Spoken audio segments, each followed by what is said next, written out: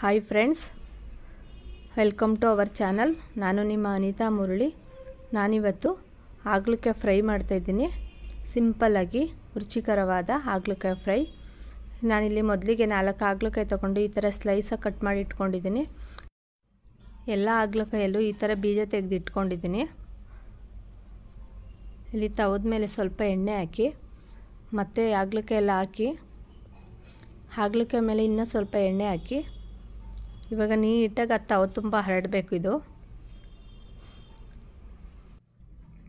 ನೋಡಿ, ಈ ಥರ ಜೋಡಿಸ್ಬೇಕು. ನೀವಿನ್ನೂ ನಮ್ಮ ಚಾನಲ್ಗೆ ಸಬ್ಸ್ಕ್ರೈಬ್ ಆಗಿಲ್ಲ ಅಂದರೆ ಸಬ್ಸ್ಕ್ರೈಬ್ ಆಗಿ, ಪಕ್ಕದಲ್ಲಿರೋ ಬೆಲ್ ಐಕಾನ್ನ ಪ್ರೆಸ್ ಮಾಡಿ, ಲೈಕ್ ಮಾಡಿ, ಶೇರ್ ಮಾಡಿ, ಕಮೆಂಟ್ ಮಾಡಿ. ನೋಡಿ, ಈ ಥರ ಆಗಿದೆ.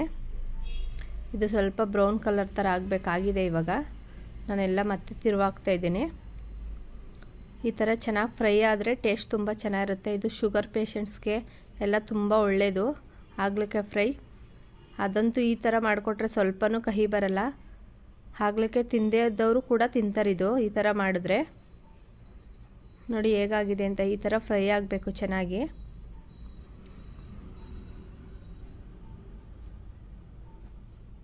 ನೋಡಿ, ಎಲ್ಲ ಹಾಗಲಕಾಯಿ ಇವಾಗ ಆಗಿದೆ. ನಾನೆಲ್ಲ ತೆಗಿತಾ ಇದ್ದೀನಿ. ಕಲರ್ ನೋಡಿ ಎಷ್ಟು ಚೆನ್ನಾಗಾಗಿದೆ. ನಾನಿಲ್ಲಿ ಬಾಣಲಿಗೆ ಸ್ವಲ್ಪ ಎಣ್ಣೆ ಹಾಕಿ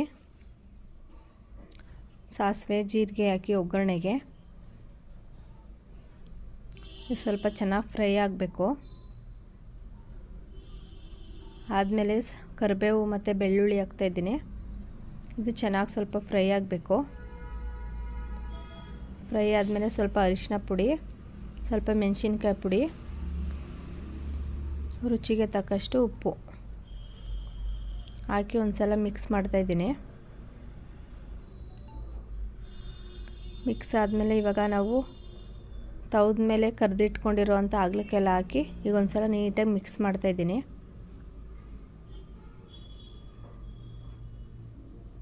ಟೇಸ್ಟ್ ಅಂತೂ ತುಂಬ ಚೆನ್ನಾಗಿರುತ್ತೆ, ಸ್ವಲ್ಪನೂ ಕಹಿ ಬರಲ್ಲ. ನೀವು ಒಂದು ಸಲ ಮನೇಲಿ ಟ್ರೈ ಮಾಡಿ ನೋಡಿ, ಹೇಗಿತ್ತು ಅಂತ ಕಮೆಂಟ್ ಬಾಕ್ಸಲ್ಲಿ ಕಮೆಂಟ್ ಮಾಡಿ. ನೋಡಿ ಫ್ರೆಂಡ್ಸ್, ಈ ಥರ ಆಗಿದೆ. ನೈಟು ಊಟದ ಜೊತೆ ನೆಂಚ್ಕೊಳ್ಳೋಕ್ಕೆ ತುಂಬ ಚೆನ್ನಾಗಿರುತ್ತೆ. ಈ ವಿಡಿಯೋ ನಿಮಗೆಲ್ಲ ತುಂಬ ಇಷ್ಟ ಆಗಿದೆ ಅಂತ ಅನ್ಕೋತೀನಿ. Thank you for watching.